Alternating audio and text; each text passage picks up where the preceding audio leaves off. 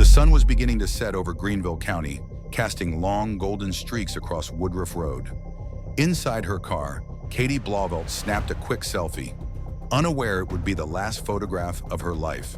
To anyone passing by, she looked like any other young woman finishing a normal workday, unaware that danger was already closing in. Somewhere nearby, a man watched and waited, the same man she had once trusted, loved, and feared. By nightfall, Katie would vanish. Her car would be found abandoned. Her phone would go silent. A quiet stretch of South Carolina would become the backdrop for a story so dark that investigators would remember it for years. What happened between that final photograph and the moment police discovered her would reveal a web of obsession, betrayal, and unimaginable cruelty. Catherine Blauvelt, known to friends and family as Katie, was born on August 8, 1994, in the quiet town of Mountville, South Carolina. She had a radiant warmth that made those around her feel seen. Her family adored her laughter, kindness, and the ease with which she brought joy to everyday life. In her early 20s, Katie dreamed of serving her country and building a future filled with purpose. That dream began to take shape the day she met John Blauvelt, a local Army recruiter known for his discipline, charm, and confidence. Older and seemingly accomplished, John appeared to embody stability and leadership, the very qualities Katie longed to align her life with. Encouraged by John, Katie joined the Army in 2015, but her military career was short-lived. Just 2 months after enlisting, a spinal condition forced her into a medical discharge. Returning home disheartened, she leaned on John, who remained supportive. Within a year, they married. Katie moved into John's home in Simpsonville, full of hope for cozy evenings, family plans, and a peaceful life. But the reality quickly diverged.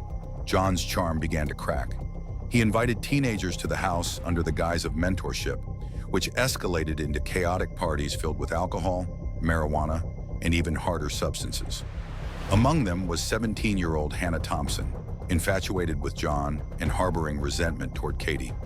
By early 2016, tensions escalated. Katie, overwhelmed by the partying and the constant presence of teenagers, left the home. Within weeks, Hannah had moved into her room. The situation spiraled from there. On February 26, 2016, Hannah's father called police, concerned about his daughter's relationship with John. John was arrested for contributing to the delinquency of a minor. That same day, Katie filed a domestic violence report, claiming that John had once pointed a gun at her during a heated argument. The consequences were swift. The Army stripped John of his recruiting duties. His career, reputation, and income suffered. Furious, he blamed Katie and allegedly began speaking of revenge. Despite legal separation and a restraining order, John's obsession persisted. Internet searches from his phone revealed premeditation, how to sharpen a knife, and what do I do when my wife dies? The signs were chilling. On October 23, 2016, Katie left work at PetSmart at 2:15 p.m., smiling and cheerful as always. She never returned home. Unknown to her family, Hannah had driven John to Woodruff Road earlier that afternoon, dropping him near Katie's workplace. At 4:17 p.m., Katie's phone captured its final activity, a simple selfie inside her car. John, hiding in the shadows, was nearby. That evening, an abandoned farmhouse on the outskirts of Simpsonville, familiar to Katie from childhood, became the scene of her final moments. Inside, Katie fought fiercely, leaving DNA beneath her fingernails. But John overpowered her, stabbing her to death. He hid her body in a concrete box in the basement and drove her car to a nearby parking lot, abandoning it with Hannah's assistance. For 2 agonizing days, Katie's loved ones feared the worst.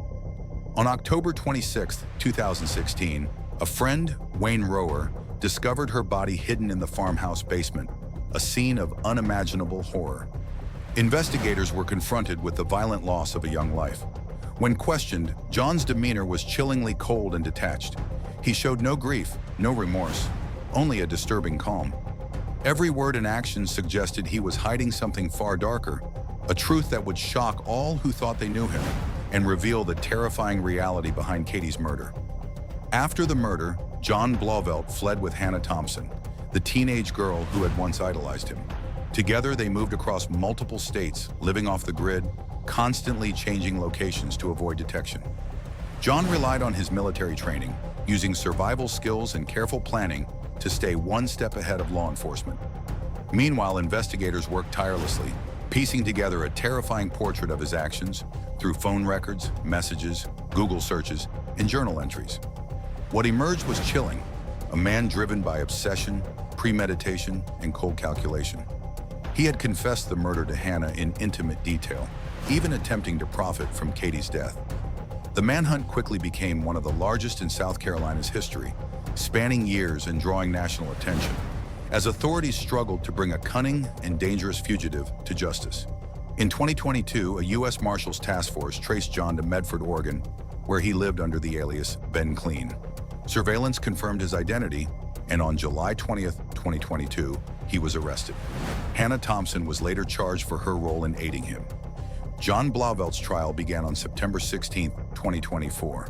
The evidence was overwhelming. Hannah's testimony, text messages, journal entries, and digital footprints painted a clear picture of premeditated murder. On September 20th, 2024, the jury delivered a life sentence without parole. Hannah received a plea deal, avoiding prison and receiving probation, a decision that left Katie's family feeling justice was incomplete. Yet for them, the knowledge that Katie's killer would never walk free provided some measure of closure. Katie Blauvelt's story is a chilling reminder of the dangers that can lurk behind familiar faces. It exposes the depth of human cruelty, the consequences of obsession, and the fragile nature of trust. Her family continues to honor her memory, advocating for justice for victims, keeping her story alive, and ensuring she is never forgotten. Katie's laughter, warmth, and spirit live on in those who remember her, even as the world grapples with the darkness that took her life. Let her story remind us that evil often hides in plain sight, and that vigilance, courage, and resilience are vital in the pursuit of justice. The memory of those lost, like Katie, must fuel our determination to protect, to remember, and to seek truth. Thank you for listening. Remember Katie Blauvelt not just as a victim, but as a vibrant young woman whose life was taken far too soon. Her story is more than tragedy.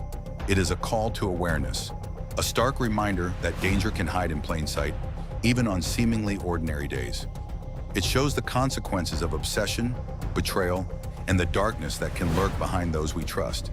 Yet it also reminds us of the strength of human resilience, the courage of those who seek justice, and the importance of holding